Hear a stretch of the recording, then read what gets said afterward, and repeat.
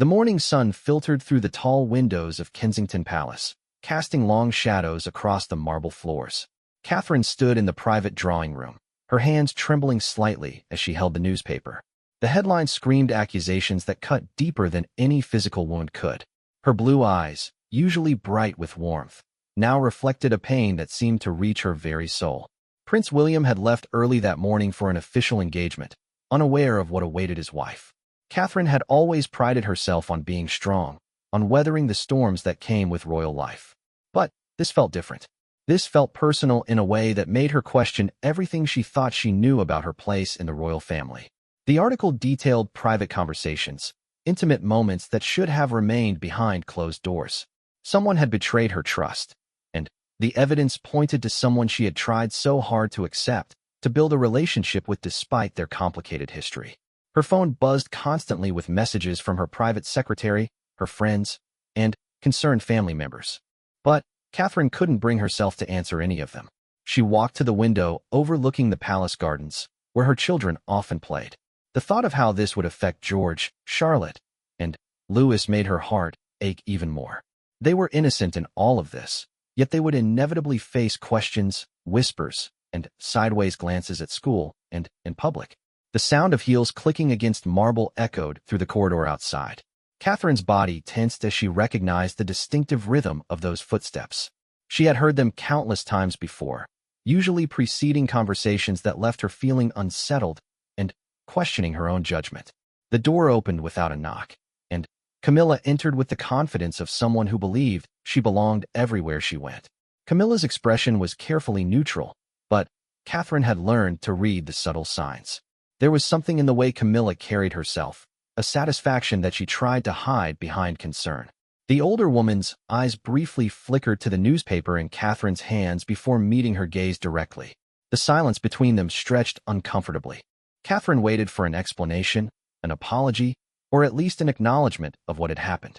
Instead, Camilla moved to the sideboard and poured herself tea from the silver service, her movements deliberate and unhurried.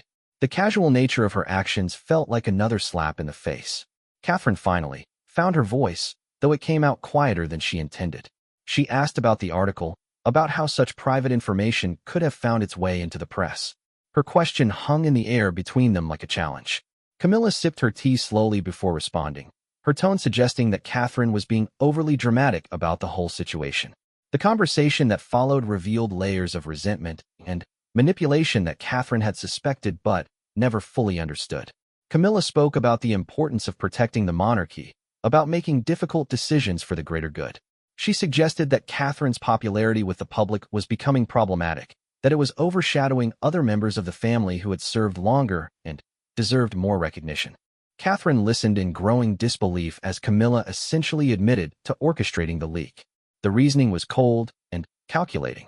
By damaging Catherine's reputation, the focus would shift away from her and back to the more senior royals. It was a strategic move disguised as concern for the institution they all served.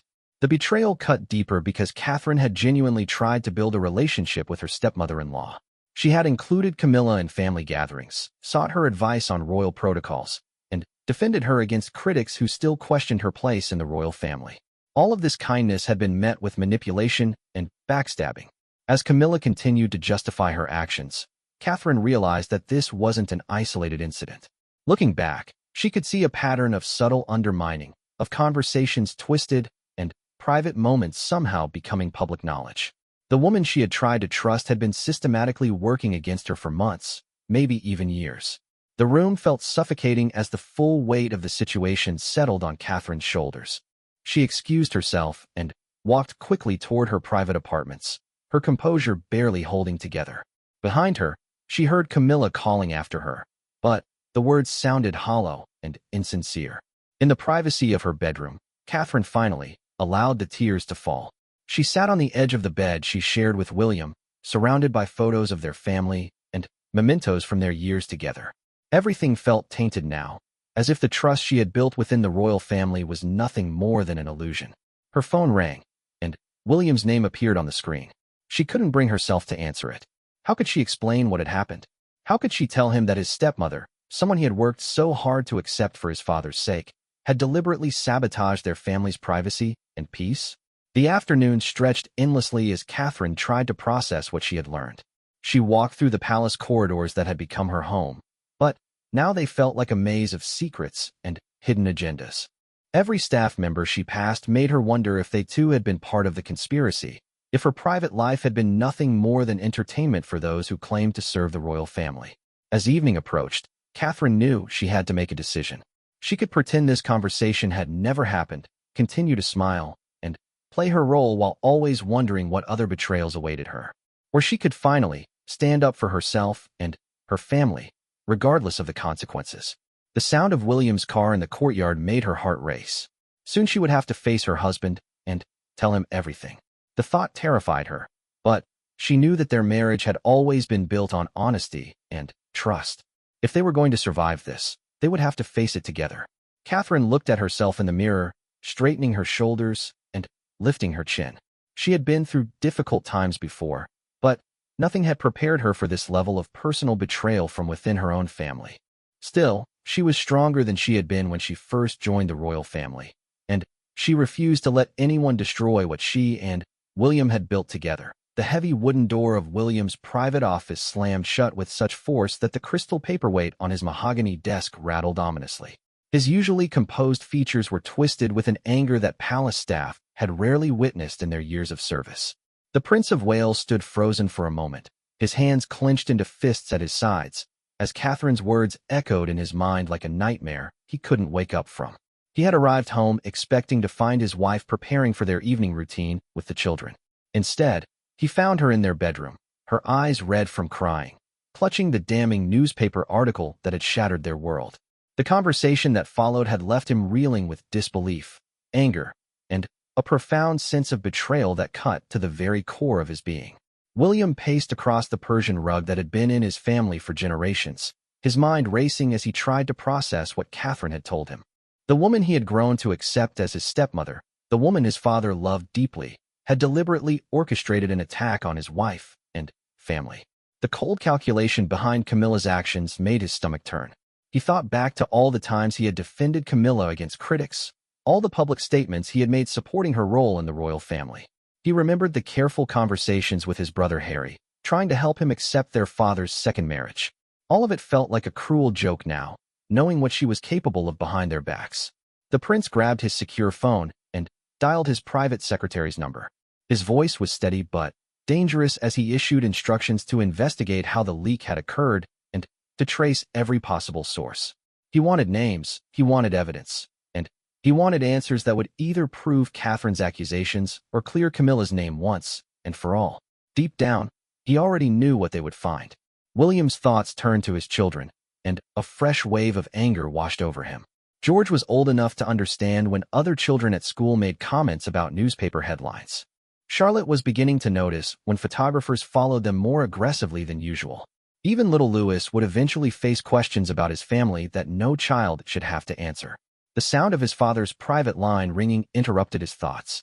King Charles's voice came through the phone with concern, having heard whispers about the morning's drama from palace staff. William listened as his father spoke about family unity and the importance of presenting a solid front to the public.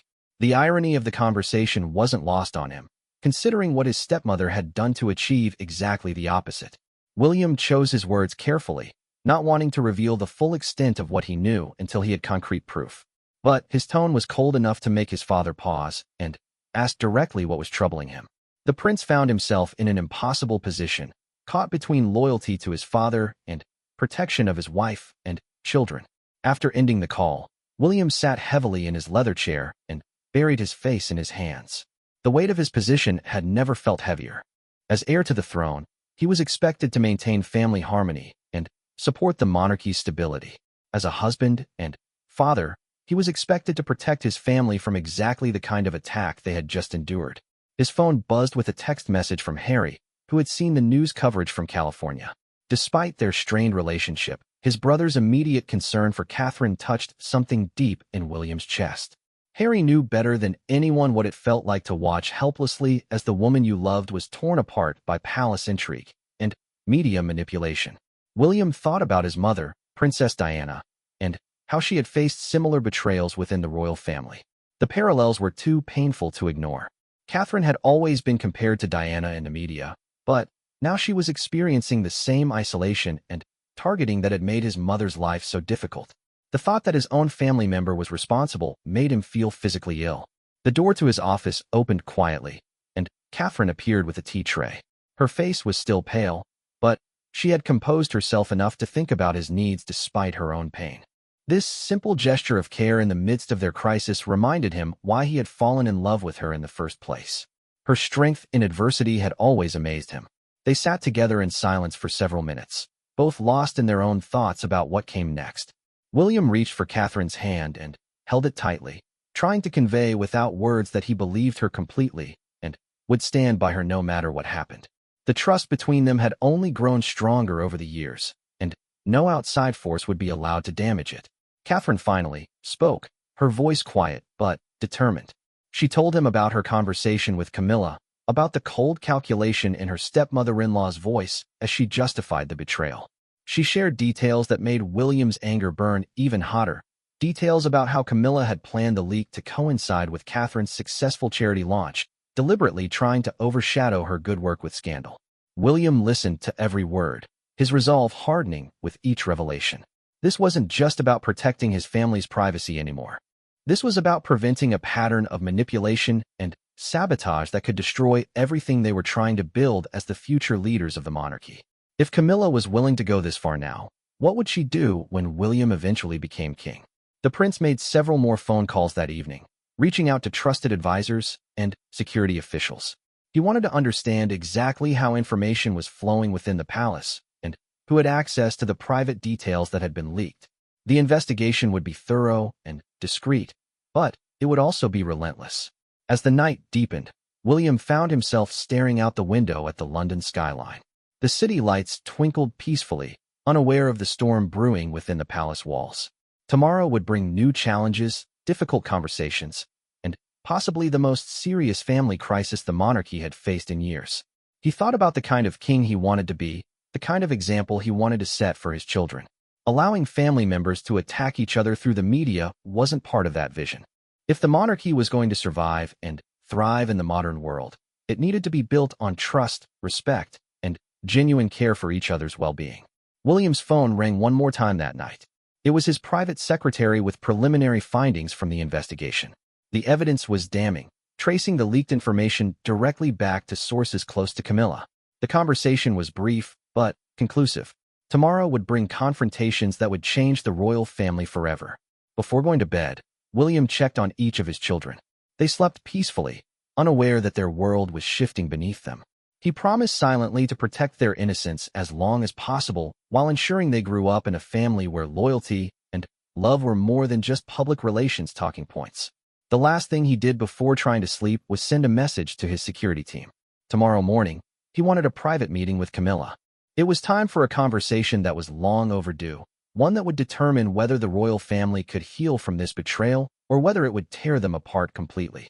The grandfather clock in the corner of the blue drawing room struck 9 as Prince William entered, his footsteps echoing against the polished floors. Camilla was already seated in one of the antique chairs, her posture perfect, and her expression carefully composed. She had dressed immaculately for this meeting, as if armor of pearls and designer clothing could protect her from what was coming. William had barely slept the night before, spending hours reviewing the evidence his security team had compiled. Phone records, email traces, and witness statements painted a clear picture of calculated betrayal that went far beyond what Catherine had initially suspected. The scope of Camilla's manipulation was breathtaking in its audacity and cruelty. He remained standing as he spoke, his voice carrying the authority of his position, but also the cold fury of a man protecting his family. The conversation began with William laying out the evidence piece by piece, watching as Camilla's mask of innocence slowly cracked under the weight of undeniable proof. The leaked information wasn't just from one source or one conversation. Camilla had systematically gathered intelligence about Catherine's private life over months, using her position as queen consort to access confidential schedules, private medical information, and personal family discussions. She had created a network of loyal staff members who reported back to her about Catherine's activities, her friendships, and even her conversations with the children. Camilla's initial response was to deny everything, her voice taking on the injured tone of someone wrongly accused. She spoke about her devotion to the crown, her years of service, and her love for the family.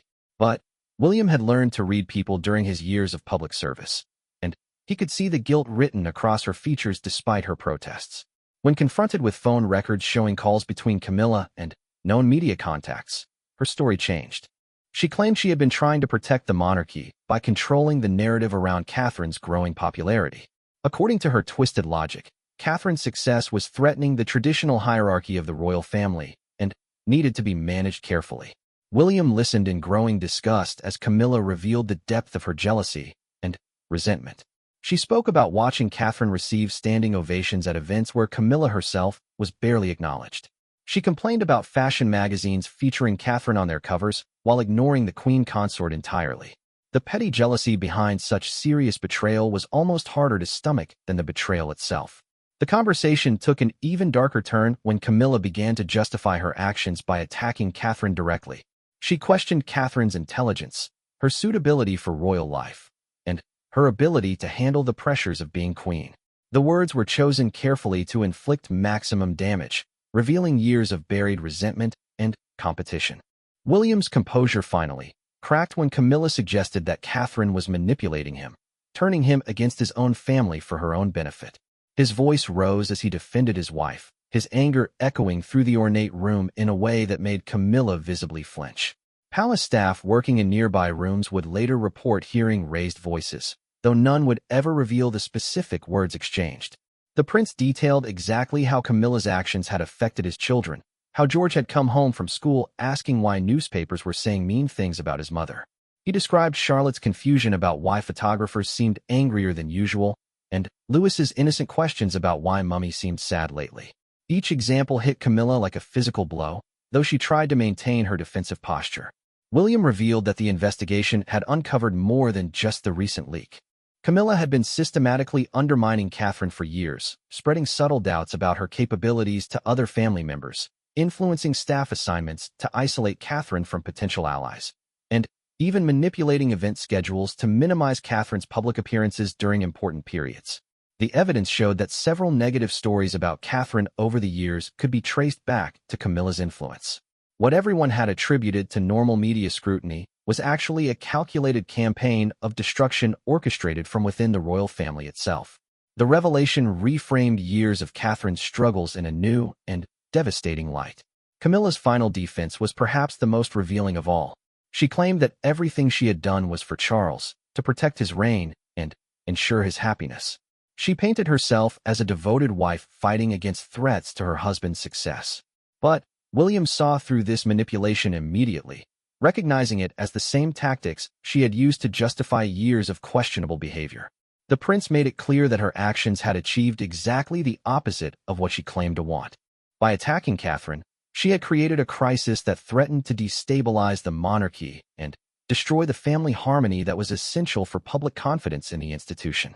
Her jealousy had blinded her to the long-term consequences of her actions. William's voice dropped to a dangerous whisper as he outlined the consequences Camilla would face. There would be no public scandal, no dramatic headlines about family feuds. Instead, there would be a quiet, but complete isolation from the inner circle of royal decision-making. Her access to confidential information would be severely restricted, her influence over staff assignments eliminated, and her ability to manipulate situations curtailed. The meeting concluded with William making one thing absolutely clear. Any future attempts to harm Catherine or his children would result in consequences that would extend far beyond palace politics. His loyalty to his father would not protect Camilla from facing the full weight of his displeasure if she continued her campaign of sabotage. As Camilla left the room, her composure finally cracked completely. The confident woman who had entered an hour earlier was replaced by someone who clearly understood that her world had fundamentally changed. The power and influence she had spent years building were crumbling around her, and there was no one to blame but herself. William remained in the blue drawing room for several minutes after her departure, trying to process what he had learned and what it meant for the future of his family. The conversation had been necessary, but exhausting, forcing him to confront the reality that the royal family's greatest threats often came from within rather than from external critics or media pressure. His phone buzzed with a message from Catherine, asking how the meeting had gone.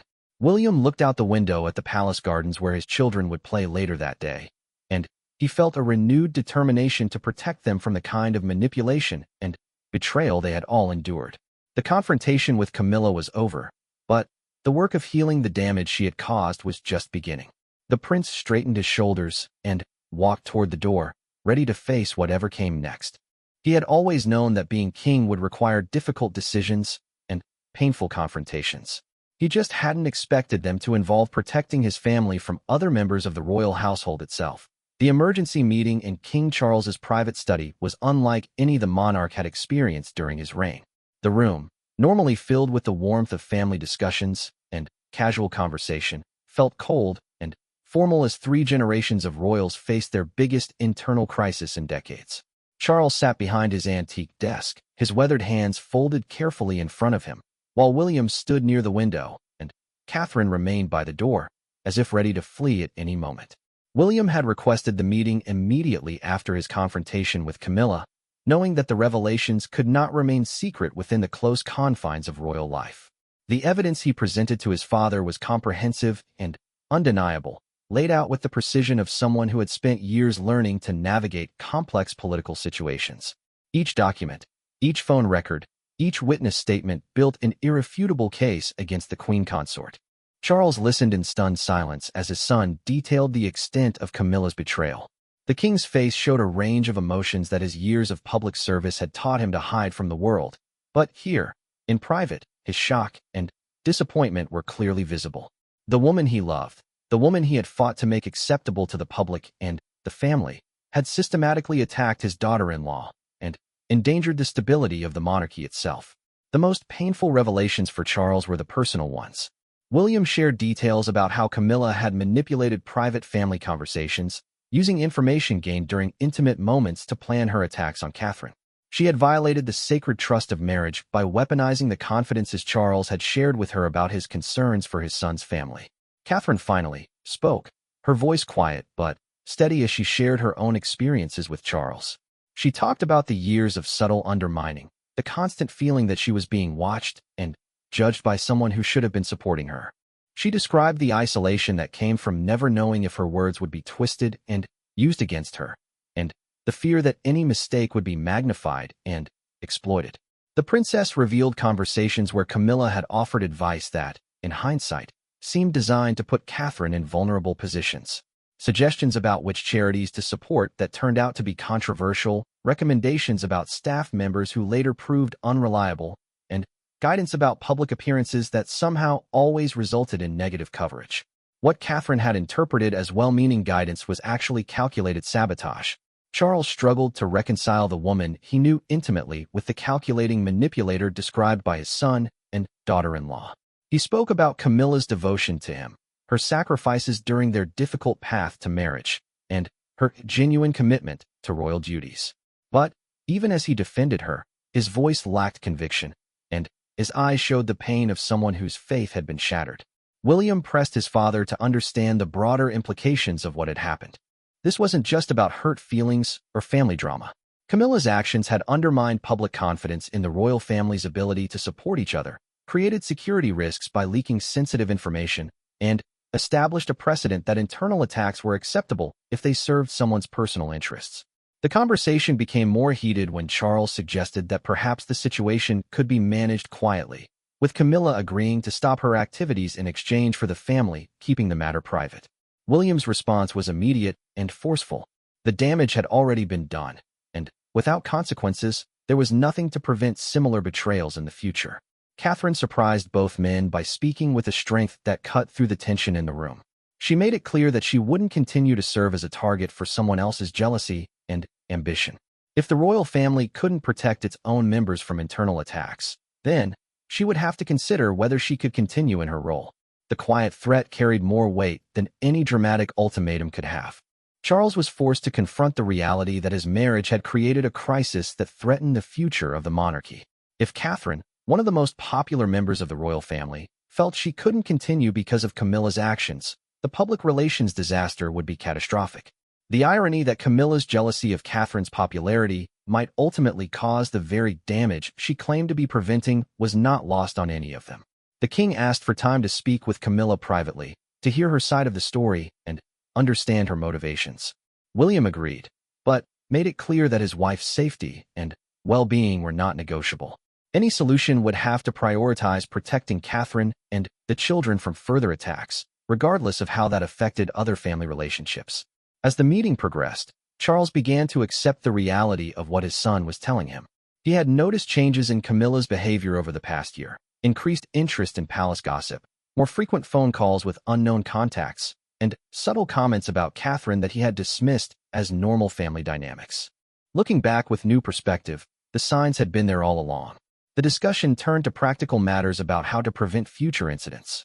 William outlined security changes that would limit Camilla's access to sensitive information, staff reassignments that would reduce her ability to gather intelligence about Catherine's activities, and communication protocols that would protect family privacy. The measures were thorough but also humiliating for someone who had grown accustomed to wielding significant influence. Charles struggled with the implications of what was being proposed. Essentially, his wife would be treated as a security threat within their own home, monitored and restricted in ways that would make their personal relationship extremely difficult. The man who had fought so hard to bring Camilla into the royal family was now being forced to consider whether her presence was destroying everything he had worked to build. Catherine offered the king an unexpected lifeline during the conversation.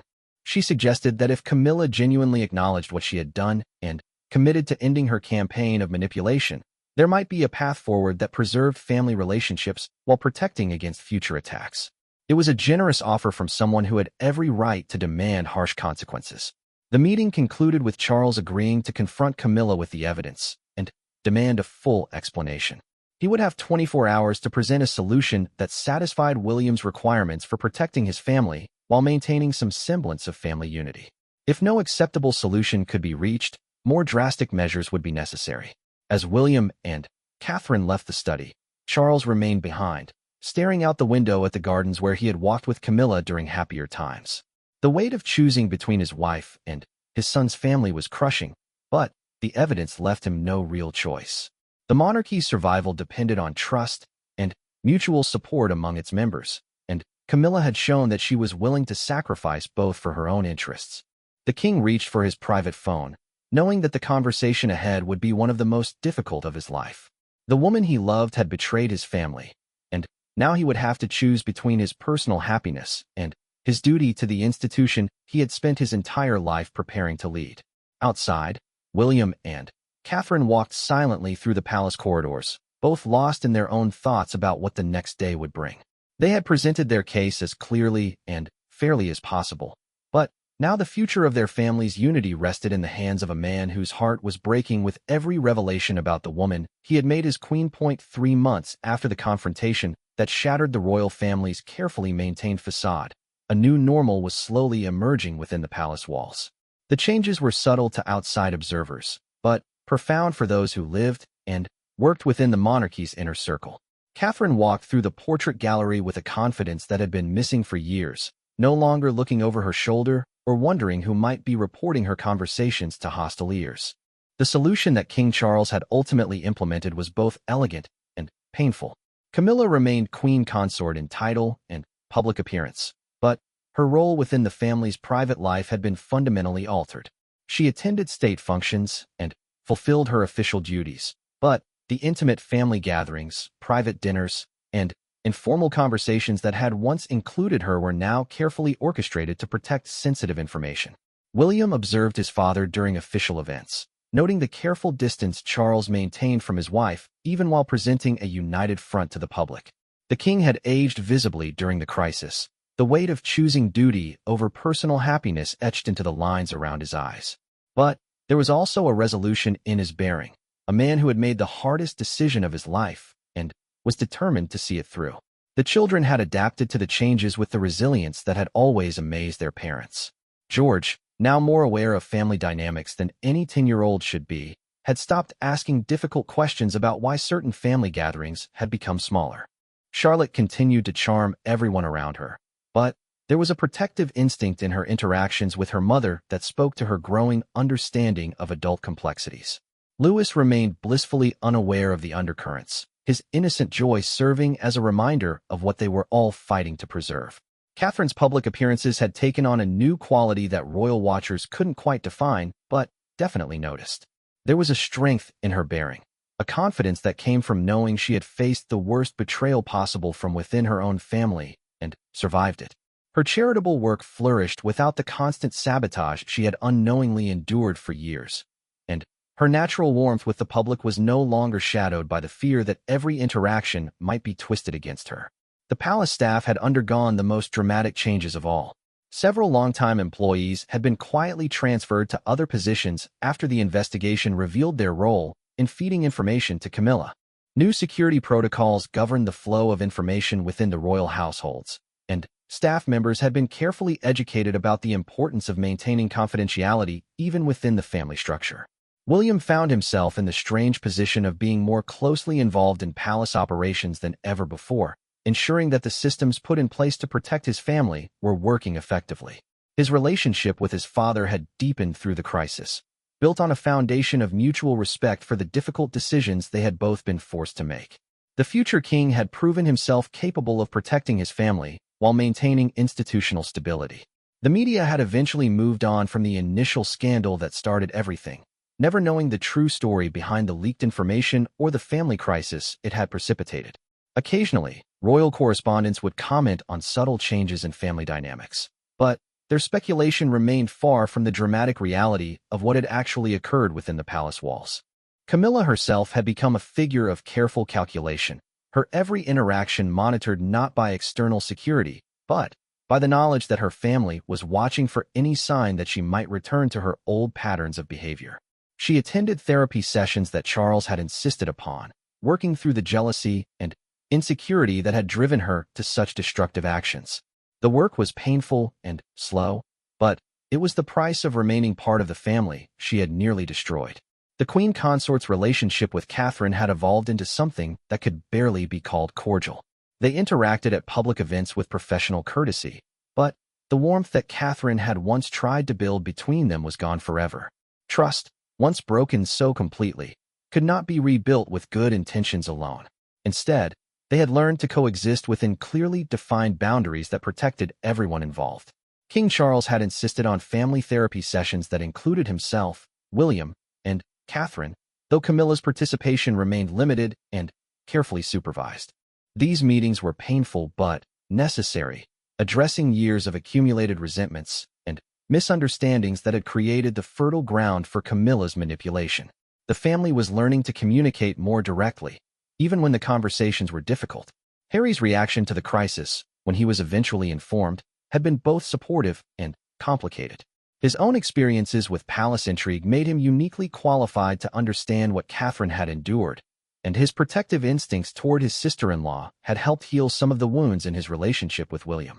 The brothers found common ground in their shared determination to protect their families from internal threats.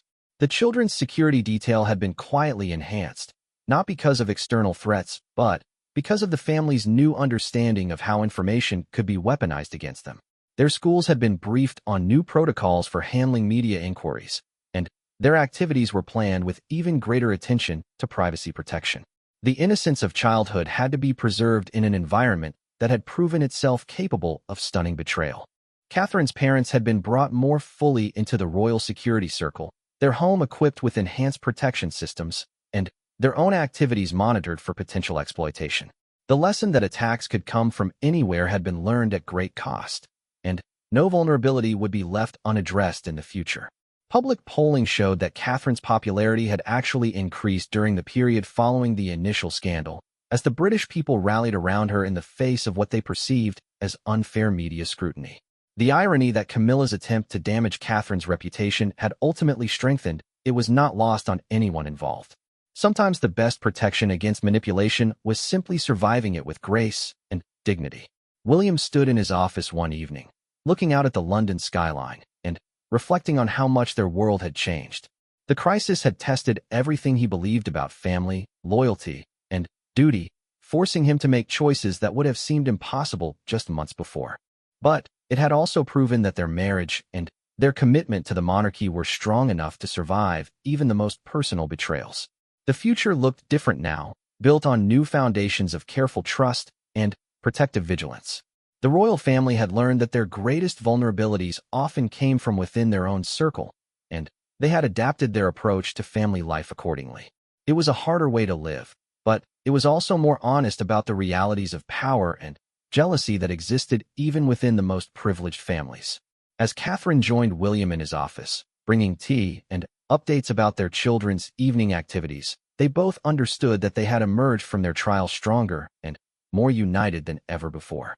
The palace intrigue that had once threatened to destroy them had ultimately taught them the true value of the trust and love they shared.